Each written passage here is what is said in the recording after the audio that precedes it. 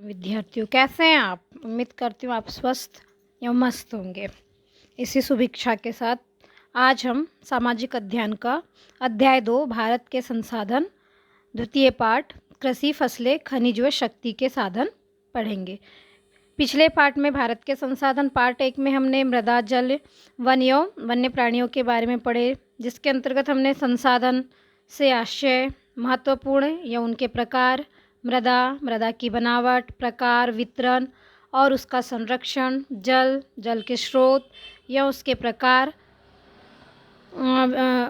विवरण और जल संरक्षण, वन एवं वन्य प्राणी, उनकी उपयोगिता और उनका संरक्षण, वन्य प्राणी विलुप्त हो रहे हैं वन्य प्राणियों के बारे में पढ़ा। आज हम पढ़ेंगे भारत की अर्थव्यवस्था में कृषि का योगदान, भारत की मुख्य फसलें, उनका वितरण, कृषि विकास हेतु सरकारी प्रयास, औषधीय उद्यान विधि, उपयोगिता एवं सुरक्षा, खनिज पदार्थ व प्रकार, वितरण, महत्व एवं उनका संरक्षण, शक्ति के साधन, प्रकार एवं वितरण। तो शुरू करें आज की कक्षा। शुरू करने से पहले आपसे एक विनती है कि आप इस वीडियो को जितना हो सके उतना शेयर करें, लाइक करें और सब्सक्राइब करें। Thank you. वर्तमान युग में कृषि शब्द व्यापक अर्थ में प्रयुक्त होने लगा है। इसमें केवल खेतीबाड़ी ही नहीं आती है, अपितु वन, मछली पालन, पशुपालन, दूध उत्पादन को भी शामिल किया जाता है। भारत एक कृषि प्रधान देश है। कृषि भारतीय अर्थव्यवस्था का मूल आधार रहा है। भारत एक विशाल देश है। यहाँ विभिन्न प्रकार की भौगोलिक दशाएं पाई जाती है, जो भिन्न भिन्न कृषि उपजों की पैदावार हेतु अनुकूल दशाएं निर्मित करती है। आप जैसे कि जानते हैं कि हमारा देश कृषि प्रधान देश है। हमारे देश की 70% से भी ज़्यादा आबादी कृषि पर आश्रित है और यहाँ के उद्योग धंधे जैसे कि कपड़ा उद्योग, कहना चाहिए शक्कर उद्योग और अन्य जो कि कृषि पर ही आधारित हैं। तो हमारे देश में क्या है, कृषि का यानी पहले से ही हमारे देश में कृषि की प्रधानता रही है। और अब जो पहले तो सिर्फ इसका अनाज उत्पादन से ही मतलब लिया जाता, खेती करना, कृषि करना यानी सिर्फ अनाज का उत्पादन करना होता था, परंतु आज कृषि शब्द का अर्थ ही बदल गया है। इसमें बहुत व्यापकता आ गई है। अब इसको बड़े अर्थों में देखा जाता है और समझा जाता है। इसमें वर्तमान समय में अब कृषि पालन में मछली पालन को भी शामिल किया जा रहा है, साथ ही साथ पशुपालन, दूध उत्पादन को भी और साथ ही साथ रेशम उत्पादन को भी शामिल किया जा रहा है। हमारी अर्थव्यवस्था के सुधार में यानी हमारी आर्थिक स्थिति के सुधार के लिए इस प्रकार की कृषि को अपनाना एक हमारा मूल मंत्र साबित हो रहा है। भारत एक बहुत बड़ा देश है। यहाँ पर विभिन्न प्रकार की जलवायु पाई जाती है। हर प्रकार की कहना चाहिए मिट्टियाँ पाई जाती है, जो कि हमने पिछले पाठ में पढ़ चुके हैं। अनेक विविधता है, इसलिए यहाँ पर अलग अलग प्रकार की पैदावार भी ली जाती है। हर क्षेत्र की विशेष जलवायु के साथ साथ मिट्टी है और वहाँ पे उसकी क्या है, उसी के हिसाब से वहाँ पे कृषि का उत्पादन भी लिया जाता है। संसार में कुल क्षेत्रफल का 11% भाग ही कृषि के योग्य है। संसार में जो जितनी बड़ी भूभाग है, ज़मीन है, उसका सिर्फ 11%, बाकी का भाग कृषि के लिए उपयोग नहीं किया जाता। सौभाग्यवश भारत के 51% क्षेत्रफल में कृषि की जाती है और हमारे भारत में क्या है 51% क्या कृषि के उपयोग में भूमि को लाया जाता है। संसार के अधिकांश देशों में केवल एक ही फसल पैदा की जाती है। क्या होता है, विश्व के जो दूसरे देश है वहाँ पे सिर्फ एक ही सीजन में खेती की जाती है, लेकिन हमारे भारत में कहीं कहीं 2 और कहीं कहीं पर 3 फसलें उगाई जाती है। दक्षिण भारत में धान की 3 फसलें ली जाती है, मध्य भारत में धान की 2 फसलें ली जाती है और साथ ही साथ दूसरी उन पे जो मिश्रित खेती करने का भी जो प्रचलन चल रहा है, तो उसमें और दूसरी भी फसलें उगाई जाती है। भारत के क्षेत्रफल के जितने भाग को सिंचित करना संभव है वह चीन के कुल कृषि योग्य क्षेत्रफल का लगभग बराबर है। यानी चीन की जितनी खेती है, जहाँ पर चीन में जितने भूभाग पर खेती की जाती है, हमारे यहाँ उतनी भूमि क्या है भारत में सिंचित है, यानी उसमें सिंचाई के पूरे साधन व्याप्त है। देश की श्रम शक्ति का 58.2%, हमारे देश के जो श्रम शक्ति है उसका 58.2% भाग कृषि क्षेत्र में आजीविका प्राप्त करता है। यानी कहना चाहिए आधा से ज़्यादा लोगों की जो श्रम देते हैं वो किस में देते हैं? कृषि क्षेत्र में देते हैं। कृषि में प्रयुक्त भूमि का 66% भाग खाद्यान्न फसलों के लिए तथा 34% भाग व्यापारिक फसलों के उत्पादन हेतु प्रयोग किया जाता है। और जो टोटल खेती की जाती, कृषि की जाती, उसका 66% भाग क्या उत्पादन किया जाता है? खाद्यान्न, यानी खाद्य फसलें, जिसमें चावल, गेहूँ, दालें और तिलहन वगैरह सभी सम्मिलित हो जाती है। और बाकी का जो 34% भाग है उसमें व्यापारिक फसलें उत्पादन की जाती है, जैसे कि कपास, जूट इत्यादि। शुद्ध राष्ट्रीय उत्पाद में कृषि का हिस्सा 56.1% है। और जो हमारी सकल राष्ट्रीय उत्पाद होता है उसमें कृषि का हिस्सा कितना है? 56.1% है। भारतीय अर्थव्यवस्था में कृषि का योगदान। अब हम देखेंगे हमारी भारतीय अर्थव्यवस्था, जो हमारी भारत की कहना चाहिए आर्थिक स्थिति के विकास में कृषि का किस प्रकार योगदान है या कृषि का कितना महत्व है। कृषि हमारा प्राथमिक व्यवसाय है। आप जैसे कि पहले से ही सब जानते हैं कि खेती से ही सारे व्यवसाय, सारे उद्योग को क्या मिलता है? आधार मिलता है। तो ये हमारा क्या है? प्राथमिक व्यवसाय के अंतर्गत है। प्राथमिक व्यवसाय उसे कहते हैं जो हर व्यवसाय को क्या देता है? हर उद्योग को क्या देता है? आधार प्रदान करता है। वो होते हैं प्राथमिक व्यवसाय।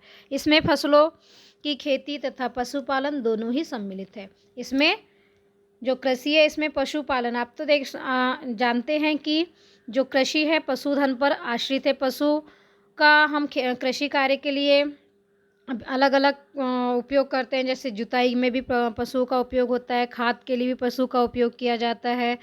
तो ये दोनों एक दूसरे के क्या है? पूरक है। दोनों साथ ही में दोनों काम किया जा सकता है। भारतीय अर्थव्यवस्था में कृषि का महत्वपूर्ण स्थान व योगदान है, जिसे हम निम्न रूप में समझ सकते हैं। भारतीय कृषि संसार की लगभग 17% जनसंख्या का पोषण हो रहा है। जो हमारी भारतीय कृषि है इससे जो पूरी 17% संसार की यानी विश्व की 17% जनसंख्या का पोषण करती है, यानी पेट भरने में सक्षम है। हमारी कृषि हमारी 2/3 जनसंख्या का भरण पोषण करती है। और हमारी कृषि से ही क्या होता है? 2/3 जनसंख्या का भरण पोषण होता है। भारतीय कृषि में देश के लगभग 2/3 श्रम शक्ति लगी हुई है। और हमारे जो भारत की कृषि है उसमें जो देश की श्रम शक्ति है, देश का श्रमिक लगा हुआ है, वो 2/3 लगा हुआ है। इसके द्वारा अप्रत्यक्ष रूप से अनेक लोगों को रोजगार भी मिलता है।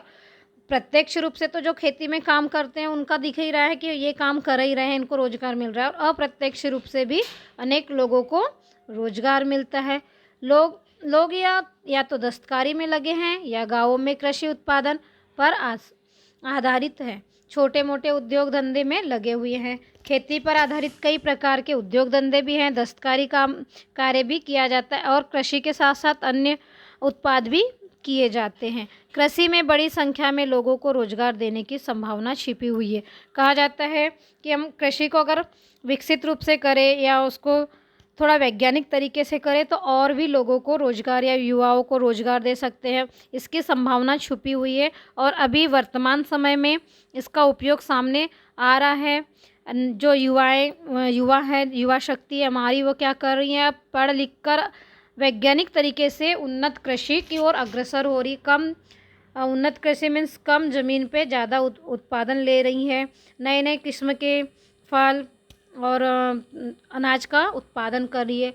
देश में वस्त्रों की ज़रूरतों को पूरा करने के लिए कच्चे माल कृषि से ही मिलता है। और आप देखते हैं कि जो कपड़े पहनते हैं सूती के इसके लिए जो कपास मिलता है, इसका कच्चा माल क्या होता है? कपास होता है। ये हमें खेती से ही मिलता है। कपास, जूट, रेशम, ऊन या लकड़ी की लुगदी से ही वस्त्रों का निर्माण होता है। अनेक प्रकार के कपड़े अनेक प्रकार के कच्चे सामान से बनते हैं, जैसे कपास से क्या कहते हैं? सूती वस्त्र बनते हैं, रेशम से रेशमी वस्त्र बनते हैं, जूट से बोरिया और पटसन की ताटपट्टी बनाई जाती है, लकड़ी और लुगदी से कहना चाहिए रियोन के कपड़े बनाए जाते हैं, ऊन से ऊनी कपड़े बनाए जाते हैं। इस प्रकार क्या है, ये सारी चीज़ें हमें किससे मिलती है, प्रत्यक्ष अप्रत्यक्ष रूप से कृषि से ही मिलती है। अब कहेंगे ऊन तो मैडम भेड़ से मिलती है, आपने कैसे कह दिया। तो ऊन क्या होता है, एक प्रकार की कृषि फार्मिकल कृषि के रूप में इसका उत्पादन किया जाता है। ऊन यानी कहना चाहिए भेड़ों का पालन के लिए हम किस पे निर्भर करते हैं, मैदानों पे क्या होता है, मैदानों पे घास उगाकर वो भेड़ पाला जाता है और उनसे ऊन और मांस दोनों चीज़ की प्राप्ति की जाती है। चमड़ा उद्योग के लिए भी कृषि क्षेत्र से के ही देन है, और जो चमड़ा उद्योग है जिससे हम बेल्ट, जूते, चप्पल का निर्माण करते हैं, वो भी कृषि के ही बदौलत हमें मिलती है। कृषि के उपयोग के लिए हम पशुधन का पालन करते हैं, और जब वो अयोग्य हो जाते हैं तो उनके या फिर जब मृत हो जाते हैं तो उनके चमड़ों का उपयोग करके हम चमड़े का उद्योग चलाते हैं। कृषि उत्पादों को कच्चे माल के रूप में उपयोग करने वाला उद्योगों का आधार भी यही है, और जितने भी उद्योगों का आधार है वो क्या है, कृषि है, क्योंकि कृषि से ही हमें क्या मिलती है, खेती बाड़ी से हमें उद्योगों का कच्चा माल मिलता है। वस्त्र उद्योग, जूट उद्योग, खाद्य तेल उद्योग, चीनी एवं तंबाकू उद्योग भी कृषि उत्पादों पर ही आधारित है। जितने भी हमारे उद्योग हैं वो कृषि पर ही आधारित हैं, क्योंकि कृषि उत्पादों पर आधारित आय में कृषि का योगदान लगभग 34% है, और जो हमारी कृषि से आश्रित या आधारित जो उद्योग है उनसे हमें 34% का क्या होता है, लाभार्जन या लाभ की प्राप्ति होती है। भारतीय कृषि देश की बढ़ती जनसंख्या का भरण पोषण कर रही है। जनसंख्या का विस्फोट तो दिनों दिन होते ही जा रहा है, पर हमारे देश में कृषि ही है जो उनका भरण पोषण कर रही है। कृषि पदार्थों से ही भोजन में कार्बोहाइड्रेट, संतुलित आहार हेतु प्रोटीन, वसा, विटामिन आदि की प्राप्ति होती है। खाद्य पदार्थों की प्राप्ति एवं पूर्ति के संबंध में महात्मा गांधी का कथन है। महात्मा गांधी ने कहा था, जीवन कृषि पर निर्भर करता है। जहाँ कृषि लाभदायक नहीं है वहाँ स्वयं जीवन भी लाभदायक नहीं हो सकता। महात्मा गांधी का मानना था कि हमारा जो जीवन है वो कृषि पर ही निर्भर है, और जहाँ की कृषि लाभदायक नहीं है वहाँ का जीवन भी लाभदायक नहीं हो सकता, क्योंकि हमारे यहाँ कहावत है, जैसा खाए अन्न वैसा होए मन। संक्षेप में हम भारतीय कृषि देश की अर्थव्यवस्था की महत्वपूर्ण आधारशिला है। इसका सफलता अथवा विफलता का प्रभाव देश की खाद्य समस्या, सरकारी आय, आंतरिक एवं विदेशी व्यापार, यातायात के साधनों तथा राष्ट्रीय आय पर प्रत्यक्ष रूप से पड़ता है। जो हमारी कृषि है ये हमारी राष्ट्रीय आय पर भी प्रत्यक्ष अप्रत्यक्ष रूप से असर डालती है या इसका प्रभाव पड़ता है। इसलिए कहा जाता है कि मानव जीवन में जो महत्व आत्मा का है वही भारतीय अर्थव्यवस्था में कृषि का है। जैसे हमारे शरीर के लिए आत्मा, जीवित शरीर में आत्मा है, उसी प्रकार विकासशील देश की अर्थव्यवस्था की आत्मा क्या कहलाती है, कृषि कहलाती है। भारत की प्रमुख फसलें और उनका वितरण। भारत की फसलों का वर्गीकरण। हम भारत में दो प्रकार से पहले तो फसलों का वर्गीकरण करते हैं। पहला होता है हमारा मौसम के आधार पर। पहला क्या होता है, मौसम के आधार पर, और दूसरा होता है अध्ययन की दृष्टि से। अब देखेंगे हम तो मौसम के आधार पर पहले खरीफ फसलें जो कि जून में बोई जाती है और अक्टूबर नवंबर में काटी जाती है। दूसरी होती है रबी की फसलें जो कि जनवरी फरवरी में बोई जाती है और अप्रैल मई में काटी जाती है। जायद फसलें